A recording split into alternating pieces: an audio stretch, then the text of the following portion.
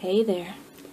I'm nervous about this one because I'm not sure exactly how it's going to go, and that bothers me because I'm kind of a controlling person. So I just appreciate you tuning in, and I hope that I can tell this story in a way that honors God and honors everybody who's involved in the story. So here we go.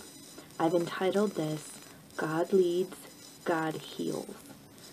And essentially, I don't think that it's unusual for all people to wonder what we're doing here. What is our true purpose? How can we best find ourselves on the path to pleasing God? I wonder if sometimes pain makes us feel like we're not living our purpose. What I mean by that is, when bad things happen, do we assume it's because we made a bad decision? We displeased God somehow? I sort of tend to view life as a journey, and I'm actually holding the compass, and God is helping me to take steps in the right direction. So when something painful happens, I'm left wondering, where did I go wrong? Should I have gone right or left, or just forward? And I wonder if maybe you feel like this too. So I have 3 short stories to tell you, and I'm hoping that you'll be able to see the connection between them by the end. So just stay with me, because it gets a little bit complicated, which is why I was initially nervous to share them with you. I'm hoping that we will be able to answer some of the questions about our purpose, our direction, and how healing actually plays a part in that.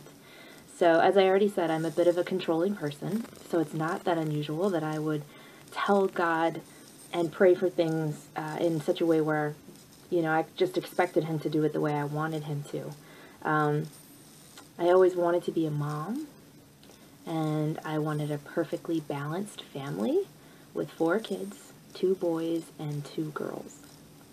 I thought that would just be so perfect. By the end of 2009, we had 2 boys, a little boy named Tony and a little boy named Brody, and they were 2 years apart. And then fast forward 2 years, and I found myself being pregnant again. And you can imagine how elated I was to find out that it was twins. And I am a twin, so that was so fun for me just to grow up with this person who just understood me so well, and it just being a sister. So I just prayed and prayed and prayed that these were girls. I remember sitting at the doctor's office, and I was 14 weeks along. I was already showing, and I was a little bit nervous about this appointment because it had been discovered early on that these were monoamniotic twins, which basically means that the twins were located in the same amniotic sac. The medical problem with this is that the umbilical cords could become entangled or knotted early on, and as they grew, it would quite possibly strangle off oxygen flow, blood flow, food sources, and in about 50% of cases, monoamniotic twins do not survive. So they do a lot of monitoring early on, and they do, usually there's a lot of bed rest involved, and I was doing everything I could do. I was taking my vitamins, I was trying to take it easy, even, being a mom to 2 little boys, I was doing my best to make sure that I was taking care of my babies. So I had an 11 a.m. appointment at my doctor's, and I was in an empty waiting room. I had an 11 a.m. appointment, and I looked at the clock, and it was 10:59. And as I looked up from my chair, I just got this overwhelming feeling of despair, just out of nowhere. And I was totally by myself, and I felt like I was going to have a panic attack or something, and they called my name. And when I got up and went into the room, and the doctor put the probe on my stomach, I wasn't even surprised to see 2 fully formed babies that were totally still, no heartbeat, and it was like a crashing of hopes that just went away suddenly. I can't even explain it. And I know I'm not the only one who understands how this feels. it's just when you picture something and then it's gone. Um, it's just a level of grief that and sadness. And I kept imagining that I was, holding that compass and asking God, what did I do wrong here? I did everything right. Why didn't you have a plan for my babies? And I found out later that they were girls, which was devastating as well. It was 4 months later that I walked into that same doctor's office to have an ultrasound for my next pregnancy.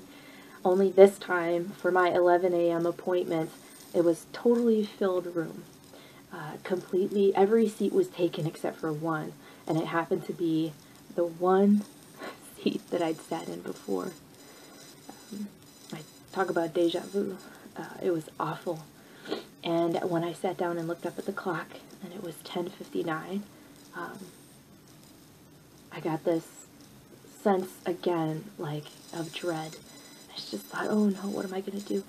But this time around, the doctor was running late because it was so many, people in the waiting room. So in order to calm myself down, I grabbed my Bible and I just randomly opened it to any spot that might help to just distract me from just the fear that I felt, that deja vu feeling like I'm going to go through this again.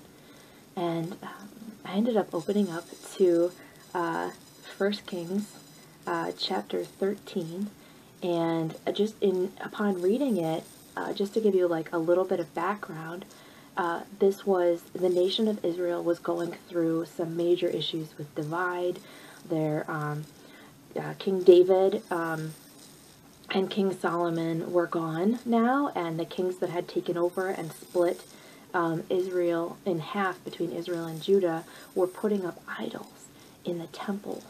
And there was a prophet that came and pursued, just confronting one particular king, and said to him that you have appointed bad priests. They're not the type of priests that they're supposed to be based on Leviticus. They are inappropriate priests, and they're leading Israel into forms of worship that God hates. And someday there is going to be a king that is born and takes the bones of those priests and puts them on the altars that they have created, and is going to desecrate those altars, and he's going to smash those altars to smithereens, and his name will be Josiah. And I thought, that's familiar. Wait a second, I know who that king is. But I did not know that there was a prophecy about what he was going to do. So I started flipping ahead, and I flipped ahead maybe 10 or 15 pages before I came across the story of King Josiah as he lived, and it's found in 2 Kings chapter 22. He became king when he was only 8 years old, and 2 Kings 22:2 says that he walked in the ways of David, not turning to the right or to the left.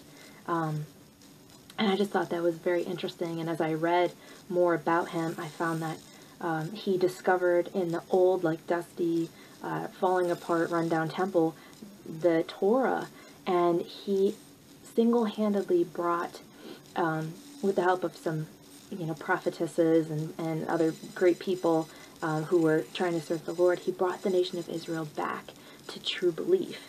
And he without knowing this prophecy was in the past, there's no indication that he ever saw anything that happened in the book of 1 Kings. And this is 300 years later, he had the bones of those old bad priests dug up, and he burned them on top of the altars, which would desecrate those altars and make them basically meaningless. And I just thought, wow, God had a plan for this person's life 300 years before it ever happened, and then it did. And there was no way Josiah could have known it, but for me, as I was sitting there in that waiting room reading this story, I thought to myself, God has a plan for our lives. He's got a plan for mine, a plan for yours, and we don't know what it is, but it's still happening.